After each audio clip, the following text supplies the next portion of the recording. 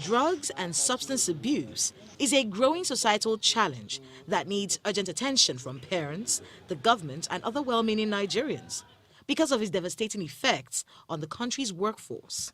I declare the General Assembly open. This, perhaps, explains the reason why the federal government, at this gathering of traditional rulers, is asking them to intervene and use their positions to address the menace. Indeed, your Royal Majesties possess a moral authority that arguably transcends the legitimacy conferred on political leaders by electoral cycles. It is this moral authority that we respectfully urge you to exercise against drug abuse in your domains. My brother Menace, it's about time for us to realize that our role is beyond sitting in our various kingdoms. The unity of this country is in our hands. We all know the good, the bad, and the ugly in our various kingdoms. We should work towards how our country can be a better country. According to the National Drug Law Enforcement Agency, an estimated 14.3 million people, including women and young teenagers, are using hard drugs in Nigeria. The highest number of substance abusers come from the southwest, and Lagos is worst hit with 33% prevalence rate. A similar survey by the United Nations Office on Drugs and Crime in 2018 reveals that 1 out of 4 drug users in Nigeria is a woman. 10.6 million abused cannabis, 2.4 million abused cough syrup, another 92,000 people abused cocaine, while 481,000 abused tranquilizers. These alarming statistics and the recent rising cases of illegal rehabilitation centers springing up across the country is no doubt giving the government some unrest. First is for the president to declare a state of national emergency on drug abuse in Nigeria. This will pave the way for emergency action. Then he will launch a war against drug abuse, WADA, W-A-D-A. 14.3 million Nigerians are on drugs, with the highest number of users between the ages of 25 and 29. Now, how a large number of Nigeria's youth became dependent on narcotics is a question for another day. However, traditional rulers may just be the only solution to the problem, not just to stop this figure from increasing, but also preventing other Nigerians from becoming drug abusers themselves. Kayla Megwa, Channels Television News. From the reports you saw from Kayla, our correspondent in Abuja, she puts the average drug user between age 25 and 29, and that raises a question on the mind. Youths are believed to be the most valuable asset for engendering any societal development. They are engine pillars for every human society. Where we have a situation that the youths, this same category of people, are heavy drug abusers, definitely is something to give one concern. So this morning we would like to go talk about this menace, but we'll pay attention to Kano as a test case. We have with us in our Kano studio the Kano State Coordinator of the National Agency for Food and Drug Administration and Control, NAFDAC, Mr. Shaba Mohammed. Thank you very much for joining us this morning. Please tell us how serious, what are the trends you have seen as far as this drug abuse menace is concerned, especially in the area, Kano, where you operate?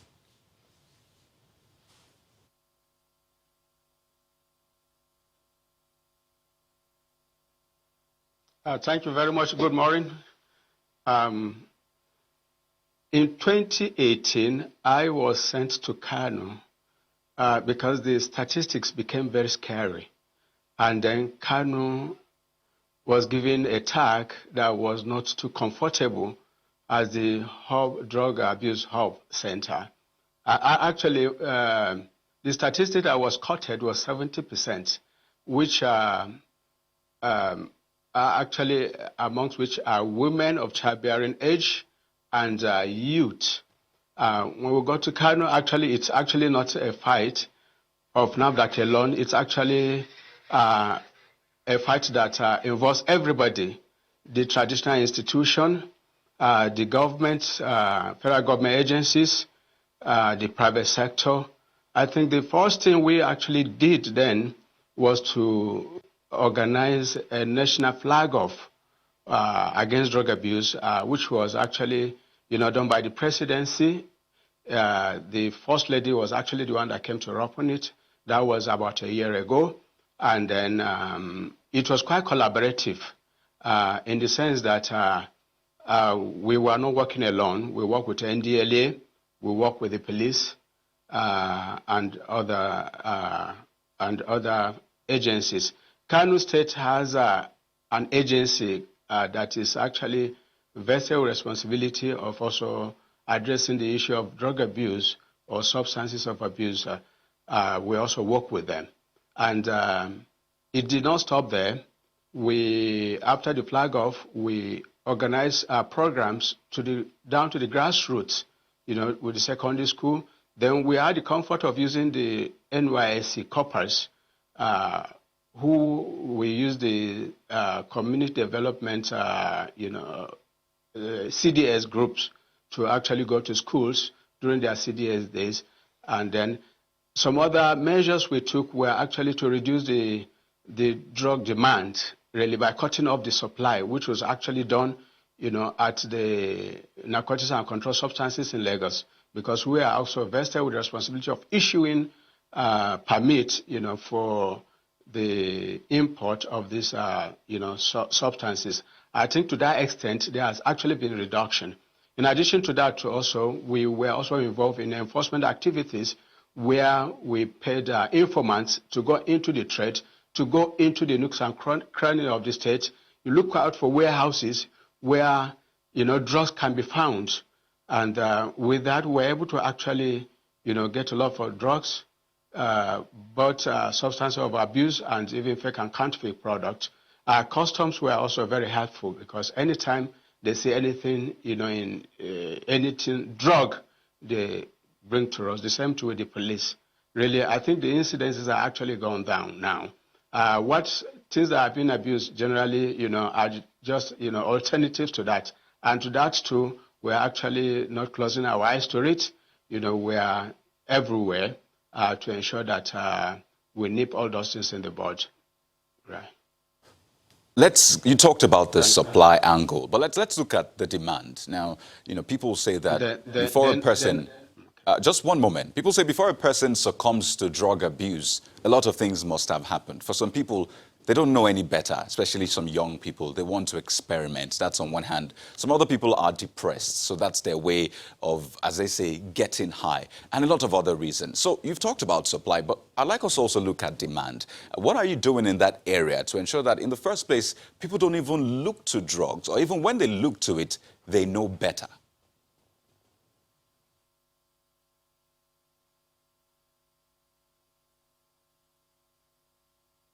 Okay, in that aspect, there are two ways to really.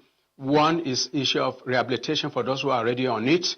Then the second one is actually the issue of enlightenment against, getting into it. And that is where the society comes in. That is where, the teachers, the parents, and every other person comes in to actually create this. And in Kano, a lot of NGO and civil society organizations were actually onto it, and they carry out most of these programs. And I think to that extent, really, youth in Kano are very much, enlightened against the issue of the dangers of drug abuse. Then on the rehabilitation, I think the state government actually has rehabilitation centers. NDLA also have one with them. And then I think they are also trying their best. It's actually not a problem that came overnight, and it will really take time. But what the approach was very, very drastic, and that's where we could go to. We are talking about that it's already gone down. I mean, to a greater extent. let's go back to supply now. The question is, how do you draw the line between legitimate drug business and illegitimate, drug business? I recall a certain pharmaceutical company recently recounting its losses as a result of the ban on, codeine-related products. So, in your bid to ensure that, drugs are not abused, there's sometimes or worries that you might cross the line and infringe on legitimate drug business. So how do you draw that line?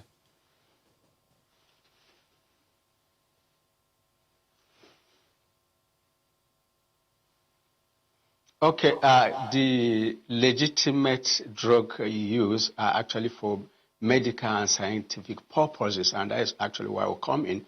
Then once they cross that line, it becomes illegitimate, it becomes illegal, and NDLA also takes over. Of course, codeine was actually, legitimate, but because it's a drug that, or most of those drugs act centrally, the issue of dependence comes in. And once a patient is placed on it and used it for some time, they were supposed to actually stop, but because of euphoric effect they derive from it, that is when they start going back to it, and you have the issue of abuse, really. Then back to your question, we've actually, banned codeine. There are alternatives to it. And why was codeine used in cough syrup? It's actually a cause of presence. So we have alternatives to that. So those who are actually dependent on it, definitely they will be rehabilitated. Actually, they will be weaned off, medically from it, really. So those who are, I think, and then some other substances that are legitimate, which is tramadol. Actually, even our Mohammed, for those who are hung on these drugs, for those who get involved in drug abuse, in fact, have you been able? Just one codeine, moment, sir. For those who are already hung on the drugs, who are already addicted to these drugs, definitely something caused it. Have you been able to track what is responsible for drug abuse in Kano? Have you been able to track it? Because the ages are put between 25 and 29 on the average, and they are youth. So have you been able to track the real reason behind drug abuse menace in Kano?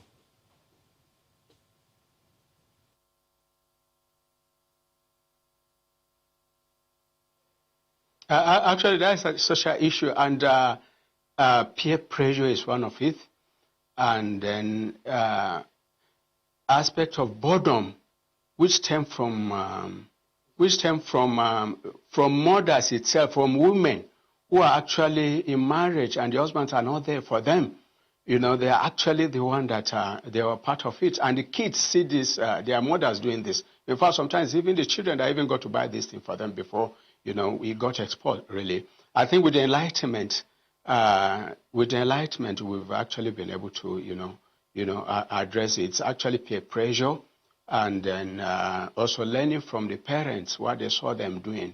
Generally, I think those are the things I saw, as being part of the cause itself. Then unemployment, it's also there, but that is a big topic, maybe for another group. Yes, Mr. Mohammed, so there was a meeting held where, of course, you may also be aware, where traditional rulers are called upon to intervene, to help their subjects to be able to overcome these things and redirect their energies and all of that. How do you, is there any form of mediation between your agency and these traditional rulers, or what kind of collaborative effort is going on in order to ensure that these youths are removed from this drug abuse and their lives can be made better?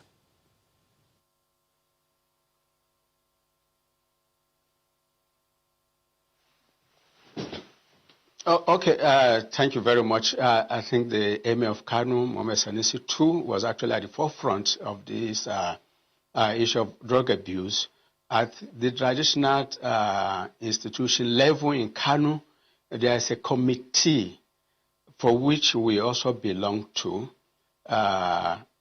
where all the district heads, everybody are actually involved, and then they also disseminate this information. and also gather information about even the youth who are involved in this. So it's actually from that level that kids who are into this and need rehabilitation are also gotten really. So we actually collaborate, and we work very closely with the traditional institution here. I would like to also get specifics. From time to time, we hear about destruction of illicit drugs. I think about 2 weeks ago, we heard that illicit drugs worth about 5 billion naira were destroyed. In the whole of the country, about 1.2 trillion naira worth of illicit drugs were destroyed. And, you know, for your agency, that seems to be like major achievements. But I'd like you to take us behind the scenes. So what are the trends you see in the society? How do you even come about these drugs? Who brings them in, for example? I mean, who is responsible for these things such that in the end you get to, arrest, confiscate, and eventually destroy them? How does it work?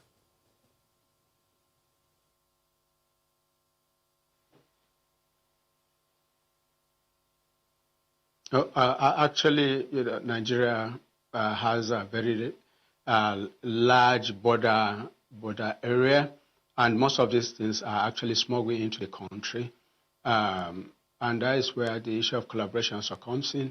And I think customs have actually been quite helpful, particularly at the official borders where they catch these things. And once they come in, the only thing we do is actually to get informants disappear into the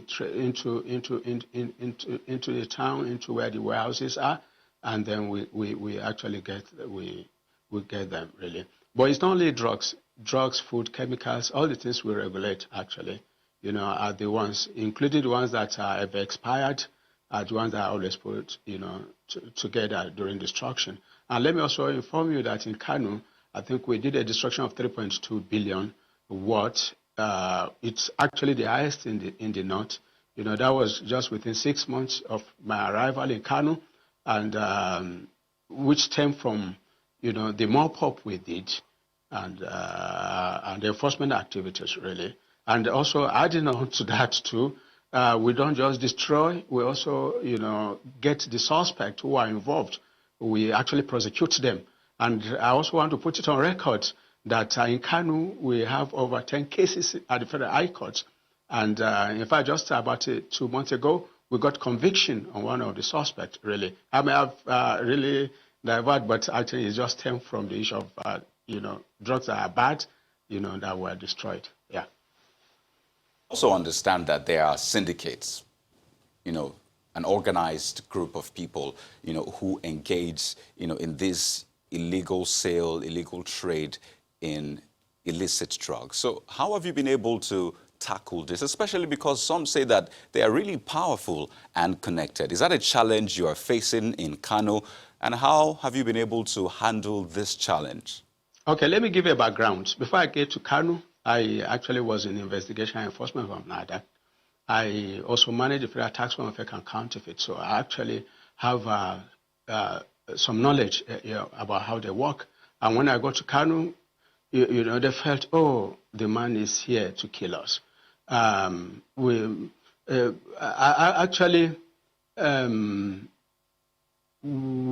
It's a syndicate, and for some of the cases we had in Kano, they actually linked to Lagos and Onitsha. And Onitsha, there was one particular case, we have, which is on quinine. When you talk about malaria treatment, is the last resort. We caught a suspect with live consignment.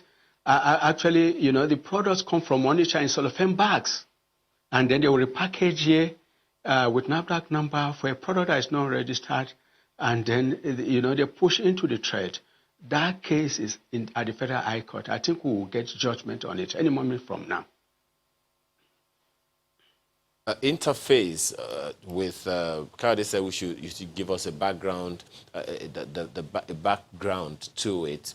When you interface with the average drug abuser, what sense do you get? What do you make of it? What sense do you make of what the things that you hear them say?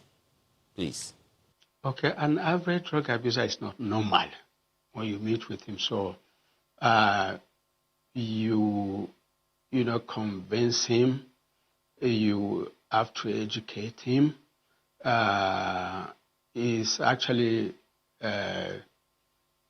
not, sometimes they even come out to tell you they need help. They need help. That is when it has gotten to crescendo.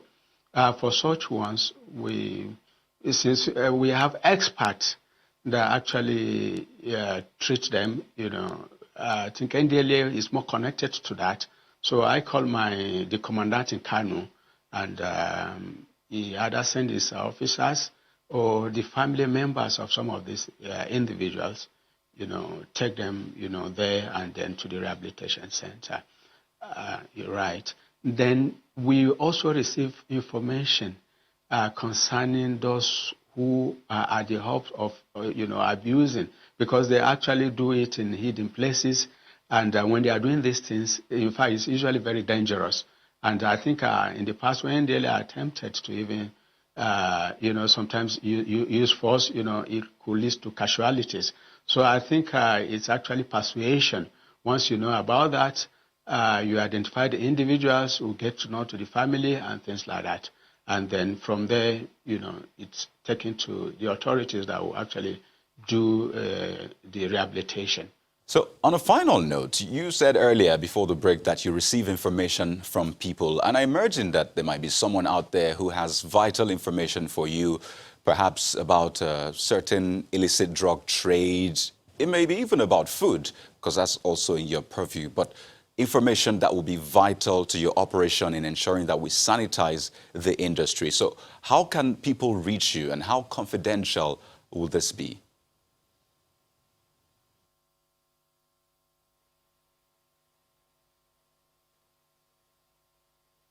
Okay, thank you very much. Our office is actually at the Federal Secretariat, and actually on NAFDAC site, you have all our contacts, including our numbers where we can be reached easily.